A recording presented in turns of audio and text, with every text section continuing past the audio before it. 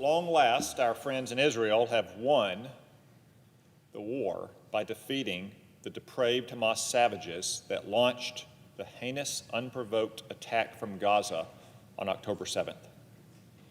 After the most devastating assault on Jews since the Holocaust, which was followed by 2 years of fighting, suffering, and death, the living hostages are home, and a new day has dawned in the Middle East. Earlier this week, I joined my fellow Arkansans in rejoicing and thanking God for answering our prayers and bringing those hostages home to their families. At the same time we celebrate their reunions, though, we also pledge that we will never forget the innocent deceased victims of Hamas's atrocities, many of whom have not yet been properly laid to rest. We will work to secure their remains and honor their memory through our commitment to a lasting and enduring peace in the Middle East. When terrorists attacked, raped, maimed, and killed innocent Israelis and Americans and citizens of other nations on October 7th, the Middle East was forever changed, but not in the way Hamas intended. Instead of pressuring Israel to surrender, President Trump rejected the Obama-Biden policy of appeasement and weakness, and we backed Israel to the hilt. Because of President Trump's unrelenting pressure on Hamas and Prime Minister Netanyahu's decisive military action, Iran's terrorist ring of fire around Israel is now a ring of smoke, smoking ruins. We have crippled Iran's nuclear weapons program. We have weakened the Houthis.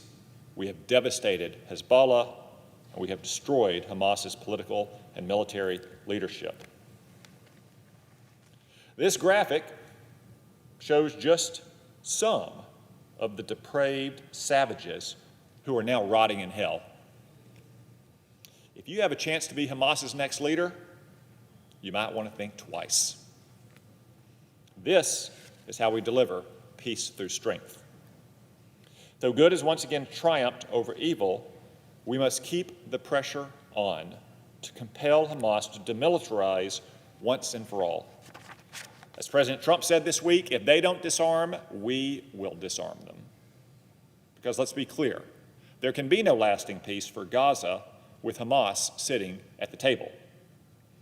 For those who say otherwise, consider that as the rest of the world celebrates the return of the hostages and a ceasefire, Hamas terrorists have been publicly executing members of the opposition in Gaza in a last-ditch effort to hang on to their waning power. This is appalling, but not surprising, given Hamas's track record of using the people of Gaza as pawns to achieve its ultimate aim of eliminating Israel. Time and again, we've seen Hamas use innocent people as human shields and weaponize humanitarian aid by withholding food and supplies from children. These are the sort of vile intimidation tactics that Hamas terrorists have used for decades to remain in power. No more. Today, with our friends in Israel and the Arab world, we have the opportunity to chart a path toward peace and prosperity for the people of Gaza. And while today is a day for rejoicing, let it also serve as a reminder of one of history's timeless lessons. Bad things happen when you lose a war, especially when you started the war. These men can attest to that lesson.